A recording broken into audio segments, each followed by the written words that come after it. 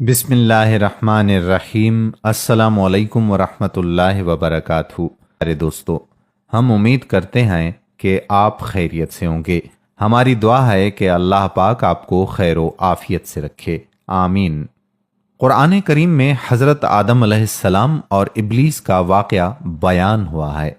اس واقعے کی جو تفصیلات قرآن پاک کی مختلف صورتوں میں بیان ہوئی ہیں، ان کے مطابق اللہ تعالیٰ نے حضرت آدم علیہ السلام کو زمین پر خلیفہ بنایا، پھر فرشتوں کو حکم دیا کہ وہ حضرت آدم علیہ السلام کو سجدہ کریں۔ فرشتوں نے سجدہ کیا، مگر اس موقع پر موجود ایک جن نے اللہ تعالیٰ کے حکم کو ماننے سے انکار کر دیا۔ یہ ابلیس تھا، جو بعد میں شیطان کے نام سے مشہور ہوا۔ جب اللہ تعالیٰ نے شیطان سے پوچھا کہ کس چیز نے تجھے میرا حکم ماننے سے روکا، تو اس نے ایک خوبصورت عذر پیش کر دیا۔ وہ یہ کہ اللہ تعالیٰ نے خود اسے ایک برتر حیثیت میں پیدا کیا ہے، یعنی اس کی پیدائش آگ سے ہوئی، جبکہ جس ہستی کے سامنے اسے سجدے کا حکم دیا گیا اس کی پیدائش ایک کم تر مادے یعنی مٹی سے کی گئی ہے۔ چنانچہ ایک طرف تو اسے برتر بنایا گیا اور دوسری طرف اسے ایک کم تر مخلوق کے سامنے جھکنے کا حکم دیا جا رہا ہے۔ اس لیے خرابی اس کے انکار میں نہیں، بلکہ اس کے حکم میں ہے، جس میں بظاہر ایک غلط مطالبہ کیا گیا ہے۔ یہ شیطان کا مقدمہ تھا، جو بظاہر بہت مضبوط اور مدلل تھا، مگر وہ کسی اور کے سامنے نہیں بلکہ اللہ تعالیٰ کے سامنے موجود تھا، جو دلوں کے بھید تک جانتا ہے۔ چنانچہ اللہ تعالیٰ نے اس کے دل کی اصل حالت کو بیان کر دیا کہ تو دراصل تکبر کا شکار ہو چکا ہے، اور اس تکبر نے تجھے اس طرح سے اندھا کیا ہے کہ تو میرے سامنے بغاوت پر تیار ہو گیا ہے، اس لیے اب تجھے درگاہ سے نکالا جاتا ہے۔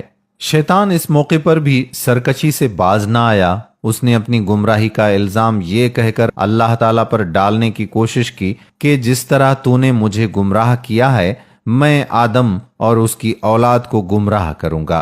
اس طرح یہ ثابت ہو جائے گا کہ وہ اس عزت کے مستحق نہ تھے جو انہیں دی گئی۔ بس تو مجھے قیامت کے دن تک مہلت دے دے۔ اللہ تعالیٰ شیطان سے سخت ناراض تھے، اس لیے اللہ تعالیٰ نے اسے مہلت دے دی تاکہ اس کی بدی اس طرح سے واضح ہو جائے کہ خدا کی رحمت جیسی بلند صفت بھی اس کے کام نہ آ سکے۔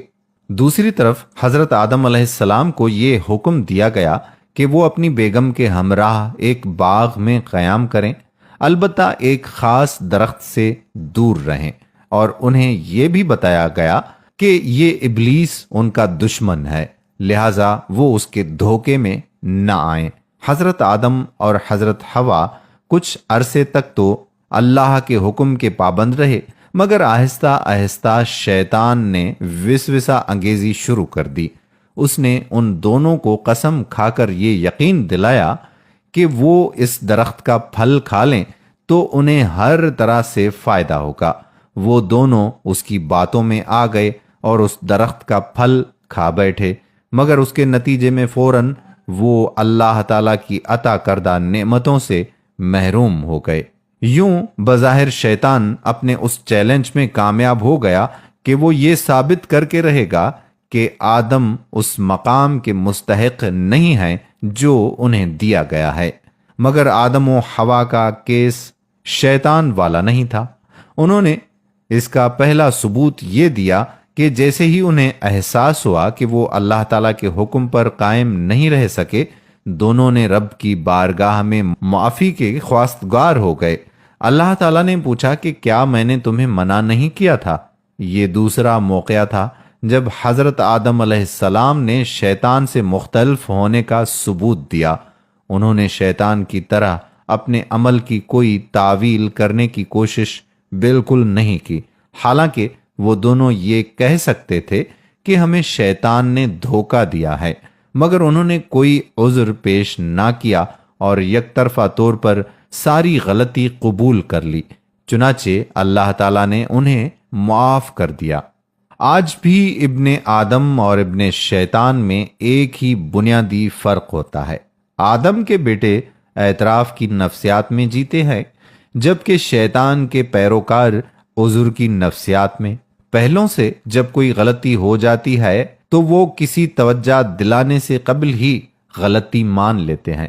دوسروں سے جب کوئی غلطی ہوتی ہے تو وہ فوراً کوئی تعویل سوچتے ہیں۔ پہلوں سے کوئی بھول ہوتی ہے تو وہ اپنے اس عذر کو بھی استعمال کرنے میں جھجکتے ہیں جو وہ بجا طور پر پیش کر سکتے ہیں۔ دوسرے اپنے ہر جرم کا الزام دوسروں پر ڈال کر مطمئن ہو جاتے ہیں۔ ان دو گروہوں کا رویہ اگر اپنے اپنے پیش رو جیسا ہے تو ان کے ساتھ اللہ تعالیٰ کا رویہ بھی وہی ہے۔ ابن آدم کی ہر بھول اور ہر غلطی معاف کر دی جاتی ہے، جبکہ شیطان کا رویہ اختیار کرنے والے انسانوں سے اللہ تعالیٰ ناراض ہو جاتے ہیں۔ پہلوں کو جنت کی بادشاہی میں اعلیٰ مقام دیا جائے گا، دوسروں کو جہنم کی آگ کا ایندھن بنایا جائے گا۔